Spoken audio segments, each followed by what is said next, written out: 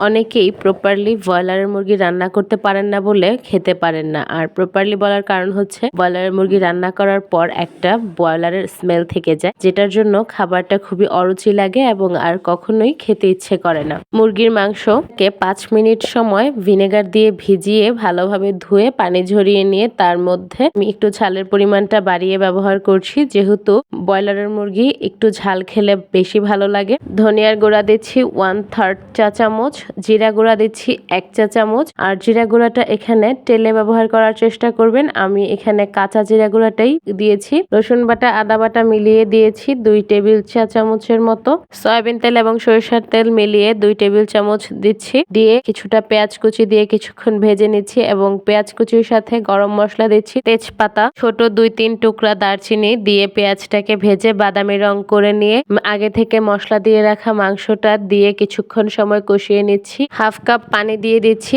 এবং এই মাংসটাকে 15 মিনিট সময় মিডিয়াম হিটে রেখে কষিয়ে নিব। এতে করে অনেকটা সিদ্ধ হয়ে যাবে, যেহেতু ব্রয়লারের মুরগি। এখানে কষানোর পর 1 টেবিল চামচ পেঁয়াজ বাটা দেওয়া হচ্ছে। মাংস কষানোর পর পেঁয়াজ বাটাটা দেওয়ার কারণে কিন্তু পেঁয়াজের অনেক ভালো একটা স্মেল আসে মাংসের মধ্যে, আর এই স্মেলটার জন্য কিন্তু মাংসটার স্বাদ আরো বেড়ে যায়। এবং এই পর্যায়ে আমি আরো কিছুক্ষণ সময় রান্না করে নিব।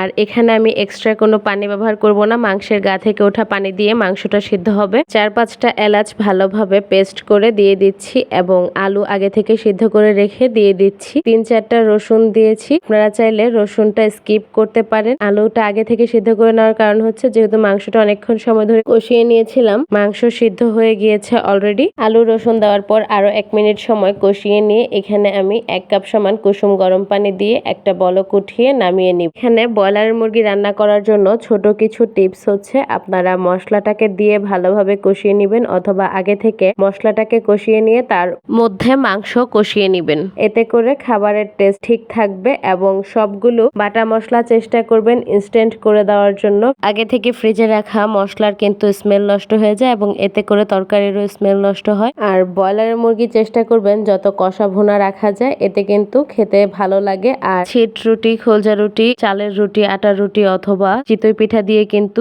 এই ঝোলালা তরকারিটা খুবই ভালো লাগে খেতে।